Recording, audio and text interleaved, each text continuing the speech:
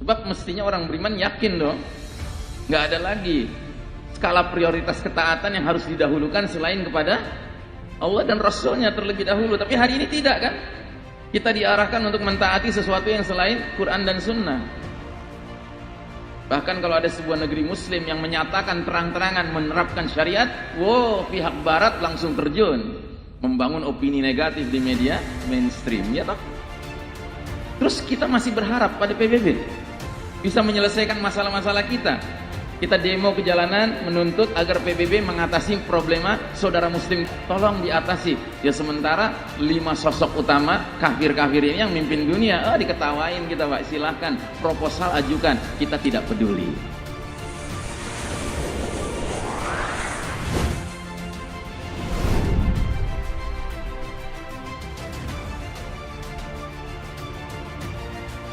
Jadi kalau kita sederhanakan di babak pertama, sistemnya Masya Allah, sosok pemimpinnya Masya Allah Nabi Muhammad SAW. Di babak kedua, sistemnya Masya Allah, sosok pemimpinnya juga Masya Allah Khulafaur Rasyidin. Di babak ketiga, sistemnya Masya Allah, sosok pemimpinnya kadang-kadang Masya Allah, kadang-kadang la haula wa la quwata illa billah. Paham ya? Paham ya? Sampai datanglah tahun 1342 Hijriah, di mana Allah Ta'ala mentakdirkan berakhirnya babak mulkan adhan ini. Ditandai dengan peristiwa apa, Pak? Ditandai dengan peristiwa bubarnya khilafah. Tahun 1342 Hijriah, 1924 Masehi. Sudah ada 100 tahun yang lalu, Pak? Sudah ada 100 tahun yang lalu? Belum, ya. Kalau pakai hitungan Hijriah, 2 tahun lagi baru 100 tahun yang lalu, 1442 Hijriah. Kalau pakai hitungan Masehi 1924, berarti masih berapa tahun lagi? 5 tahun lagi, ya. Baru dia 100 tahun. Nah, setelah runtuh kekhalifahan yang terakhir, Kesultanan Utsmani Turki, saya sering mengistilahkan khilafah itu seperti rumah besar umat Islam, Pak. Dan memang kekhalifahan yang terakhir ketika berpusat di Turki, rumah kita besar sekali, Pak. Membentang di barat, dari Afrika Barat di Maroko sampai ke Indonesia Timur di Maluku, Pak. Itulah wilayah rumah besar kita, Pak. Dan pada masa itu kita menghayati betapa nikmatnya umat Islam itu berjalan-jalan dari satu negeri muslim ke negeri muslim lain tanpa paspor, tanpa visa, ya. Cukup dengan 2 kalimat syahadat. Dan kalau kita pelajari sejarah Indonesia, kita akan temukan bukti-bukti, ya, bahwa kita dulu satu umat yang besar. Contohnya kerajaan Samudra Pasai di Aceh dan sebagian Sumatera Utara, surat menyurat ke pusat negaranya kemana? Ke Turki, Pak. Contohnya Keraton Jogja, disebutnya pemimpinnya Khalifatullah Panotogama. Ini bukti-bukti sejarahnya ada. Nah, kira-kira selama kita tinggal dalam rumah besar kita itu, Pak, dalam kondisi kita tetap merasakan ukhuwah yang begitu luas antara bangsa-bangsa kaum muslimin, ada ndak pihak yang nggak senang dengan keadaan itu? Ada ndak, Pak? Ada, ya? Siapa gerangan? Ya musuh lah, ya, musuh. Dan siapakah musuh nomor wahid umat Islam? Ya, kaum kafir itu kan umum. Al-Yahud, ya, Yahudi. Apa dalilnya? Silahkan dicatat. Al-Maidah ayat 82. Ya, Al-Maidah 82. Allah berfirman, latajidanna asyaddan nasi adawatan lilladzina amanu al-yahuda walladzina asyraku. Sungguh engkau Muhammad akan menemukan manusia yang paling dahsyat permusuhannya kepada orang-orang beriman adalah kaum Yahudi dan kaum musyrikin. Jadi selama kita tinggal dalam satu rumah besar kita, dan ingat, rumah ini langsung dapat izin mendirikan bangunannya dari Allah Ta'ala dengan SKIMB-nya yang mana, Pak? SK nomor 230. 2 itu surat Al-Baqarah, 30 itu ayat 30. Inni ja'ilun fil ardi khalifah. Sesungguhnya aku punya rencana ya, meletakkan khalifah di muka bumi ini. Nah, jadi ketika umat Islam dengan konsisten menjadikan Quran dan Sunnah sebagai rujukan satu-satunya kehidupan tatanan bermasyarakatnya, pada masa itulah umat Islam menjadi khalifah-khalifah yang amanah ya. Yahudi tidak senang dengan ini. Mereka berusaha menghancurkan rumah kita, tapi nggak kunjung berhasil. Kenapa? Karena umat ini solid. Sampai kapan? Sampai di tengah-tengah jajaran pimpinan militer Kesultanan Utsmani Turki muncul pengkhianat. Siapa nama pengkhianatnya? Ada yang tahu? Mustafa Kemal. Seringkali dalam buku-buku ditambah embel-embel Ataturk ya. Tapi kalau ulama-ulama di Turki yang ngerti permasalahan, tidak ada yang mau menyebutnya Mustafa Kemal Ataturk. Karena Ataturk itu artinya bapaknya Turki. Mereka lebih senang menyebutnya Mustafa Kemal A'da'i Turk, musuhnya Turki. Makanya kalau mau amannya kita sebut saja Mustafa Kemal. Titik. Siapa dia? Dia salah seorang jenderal di dalam ketentaraan kekhalifahan Utsmani Turki. Dia muslim, tetapi darahnya mengalir darah Bani Israel, darah Yahudi ya. Dan ternyata ukhuwah damawiyah dia, persaudaraan darah dia lebih kental daripada ukhuwah imaniyahnya, persaudaraan keimanannya. Maka diam-diam dia lebih loyal, lebih setia dengan kaum Yahudi daripada kaum mukminin. Maka apa yang dia lakukan? Pertama, dia buat dulu langkah-langkah pencitraan. Supaya apa? Supaya dicintai oleh umat Islam. Dia tampil sebagai jenderal yang sangat patriotis begitu. Ketika dia sudah yakin umat mencintai dirinya, barulah dia lemparkan pikiran-pikiran sesatnya. Apa dia katakan? Dia bilang begini, hai umat Islam, kalau kita mau maju, tidak ada jalan lain. Kita harus meniru cara hidup bangsa-bangsa yang sudah maju lebih dahulu dari kita. Dan siapa yang dia maksud? Yang dia maksud pihak Barat, Eropa, kafir ya. Bahkan lebih jauh dari itu dia katakan begini, kalau kita mau maju kita harus melakukan modernisasi dan westernisasi. Dan kita harus tinggalkan ajaran Islam yang sudah ketinggalan zaman ini, sudah kuno ini. Termasuk kita harus tinggalkan cara bermasyarakat dan bernegara menurut Islam yang sudah kuno itu. Maka dia bubarkan Pak khilafah. Rumah besar kita dibubarkan. Diganti dengan apa?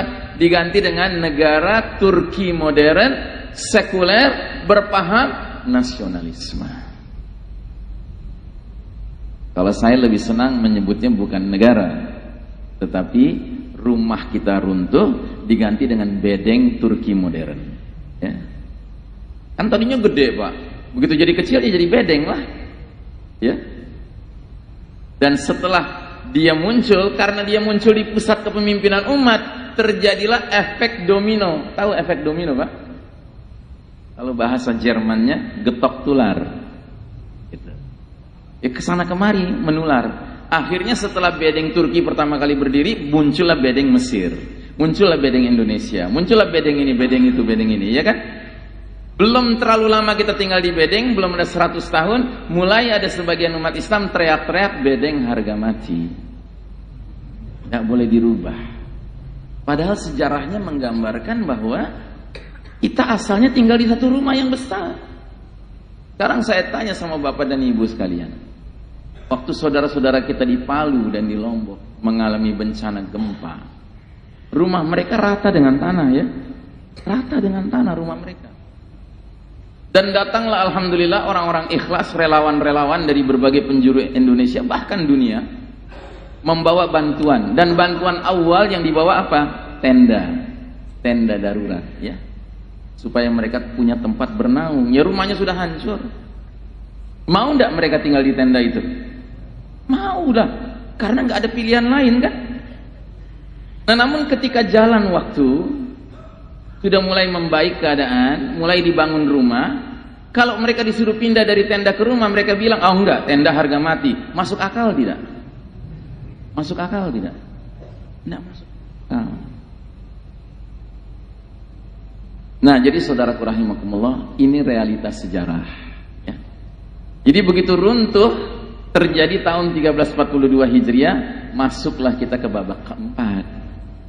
Nah, babak keempat ini namanya apa? Namanya babak mulkan jabriyan. Babak para penguasa yang memaksakan kehendak mereka. Memaksakan kehendak mereka. Sejak saat itu umat menyaksikan munculnya sosok-sosok yang memaksakan kehendak mereka, yang berarti mengabaikan kehendak Allah dan Rasulnya. Mulailah centang perenang kondisi kita, ya. Makanya saya sering menyebut bahwa kita yang hidup di babak keempat ini, kita sedang menjalani babak yang paling kelam dalam sejarah umat Islam. Belum ada babak lebih kelam dari babak yang kita alami sekarang. Dan Nabi pun menggambarkan situasinya seperti itu. Dalam hadis Nabi mengatakan, kaqita'il lailil muslim, laksana sepotong malam yang gelap gulita. Ini babak keempat kita ini, Pak. Era penuh fitnah. Dan yang terjadi berikutnya apa? Allah Ta'ala cabut hak kepemimpinan umat Islam atas dunia ini, dan Allah pindahkan giliran kepemimpinan kepada pihak Barat, Eropa, Amerika, yang tidak lain adalah masyarakat Yahudi dan Nasrani. Berlakulah hadis Nabi yang disebut dengan hadis lubang biawak. Pernah dengar hadis itu? Kata Nabi, sungguh kalian umat Islam kelak nanti di masa depan akan mengikuti kebiasaan cara hidup orang-orang sebelum kalian, sejengkal demi sejengkal, sehasta demi sehasta, sehingga sekiranya mereka yang kalian ikuti masuk lubang biawak sekalipun, kalian terus saja mengikuti mereka. Para sahabat bertanya-tanya, ya Rasulullah, al-Yahuda wan Nasara, ya Rasulullah, apakah yang kau maksud adalah kaum Yahudi dan Nasrani? Nabi menjawab dengan jawaban pendek saja, faman, yang artinya siapa lagi kalau bukan mereka. Para sahabat mendengar hadis ini tercengang. Tercengang bukan karena meragukan Nabi, tidak, mereka yakin Nabi tidak pernah bohong. Tapi yang bikin mereka tercengang adalah, loh kok bisa ya umat ahli Quran suatu ketika ngekor sama umat ahli Taurat, ahli Injil? Ini bagaimana ceritanya? Apa yang terjadi? Ya, umat dulu bingung, Pak, para sahabat. Nah, kita yang hidup di babak keempat sekarang ini, kalau mau menggunakan kacamata tauhid melihat situasi kondisi dunia, kita bukan saja mengerti hadis itu ya Pak, kita yang mengalami sekarang. Coba lihat hari ini, ada ndak Muslim yang ke barat-baratan, ke Yahudi-Yahudian, ke Nasrani-Nasranian? Ada tidak? Yang bilang banyak. Iya, memang benar, ada dan bahkan banyak. Saking banyaknya, kita harus khawatir kalau kita sedang sisiran di depan cermin, jangan-jangan dia termasuk juga yang sudah ke barat-baratan, sudah ke Yahudi-Yahudian, sudah ke Nasrani. Karena apa? Karena hebatnya penetrasi pengaruh dari peradaban sekuler materialistik masyarakat Yahudi Nasrani ini. Nah, jadi saudaraku rahimakumullah, keadaan ini harus kita pahami dulu sebelum kita bicara akan datangnya Dajjal. Ini harus kita pahami. Nah, qadarullah, bersamaan dengan kita masuk ke babak keempat ini, ya, kita tadinya punya rumah besar, akhirnya tinggal di bedeng-bedeng kecil-kecil, ya, dan spirit pengelolaan rumah dengan bedeng ini beda sekali. Dulu rumah itu ditata, dikelola dengan spirit mendahulukan ketaatan pada Allah dan Rasulnya, Quran dan Sunnah. Sekarang sudah tidak. Sehingga akibatnya apa ya? Kacau balau lah kita. Kacau balau kita. Sebab mestinya orang beriman yakin dong, nggak ada lagi skala prioritas ketaatan yang harus didahulukan selain kepada Allah dan Rasulnya terlebih dahulu. Tapi hari ini tidak, kan? Kita diarahkan untuk mentaati sesuatu yang selain Quran dan Sunnah. Bahkan kalau ada sebuah negeri Muslim yang menyatakan terang-terangan menerapkan syariat, wow, pihak Barat langsung terjun, membangun opini negatif di media mainstream, ya toh? Nah, jadi saudaraku rahimakumullah, musuh Yahudi terutama melihat keadaan ini, langsung mereka otak Yahudnya, makanya hati-hati Pak, jangan bangga kalau dibilang ente Yahud juga gitu ya, ini pinter gitu. Enggak, Yahud itu Yahudi gitu, licik ya. Otak liciknya mulai jalan ini Yahudi ini. Akhirnya mereka bikin rumah pengganti khilafah yang simbolnya seperti ini. Lihat di gambar Pak, ini simbol apa? Ada yang tahu? PBB. Ini rumah Yahudi Pak. Singkatannya apa? Perserikatan Bedeng-Bedeng. Iya. Hanya mereka yang mentalitasnya sudah bedengisme lah yang kemudian membangga-banggakan PBB sebagai tempat mengacu. Tapi yang ngerti sejarah, yang ngerti Islam dalam arti sebenarnya, mereka akan memandang, ini rumah Yahudi ini. Ini bukan rumah kita. Kita nggak pantas bernaung di situ. Kenapa? Karena rumah ini tidak dikelola menurut aturan Allah dan Rasulnya. Yang berarti rumah ini pada dasarnya nggak ada izin mendirikan bangunannya dari Allah Ta'ala. Ilegal ini Pak. Ini ilegal ini. Bukti lebih jauhnya apa? Yahudi yang mendirikan rumah ini kemudian bikin satu sistem di mana di rumah ini ada dewan-dewannya Pak, tapi dewan yang paling menentukan, yang paling berpengaruh namanya Dewan Keamanan PBB. Jumlah anggotanya berapa negara? 15 negara. Dengan catatan 10 negara merupakan anggota tidak permanen, aplusan, gonta-ganti, tidak punya kekuatan.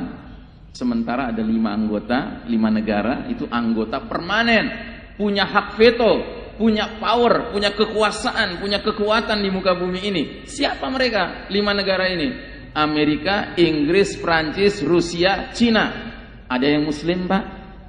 Saya ulangi, Amerika, Inggris, Prancis, Rusia, Cina. Ada yang muslim Pak? Nggak ada. Ini yang mimpin dunia hari ini Pak.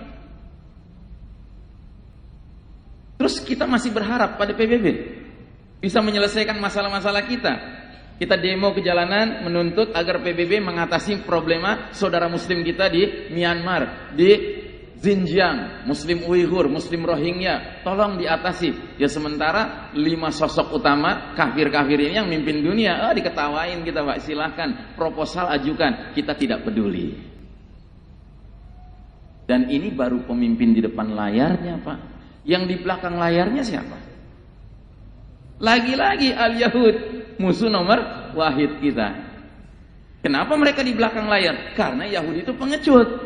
Yahudi tidak berani perang lawan kita terang-terangan langsung Pak. Sebagaimana kata Allah dalam surat Al-Hasyr, la yuqatilunakum jami'an illa fi quran muhassanatin aw min wara'i judur. Kayak orang munafik Yahudi itu. Tidak akan mereka perangi kalian serentak kecuali di balik dinding yang tebal atau di balik benteng yang kokoh. Nah, salah satu benteng kokoh mereka namanya apa? PBB.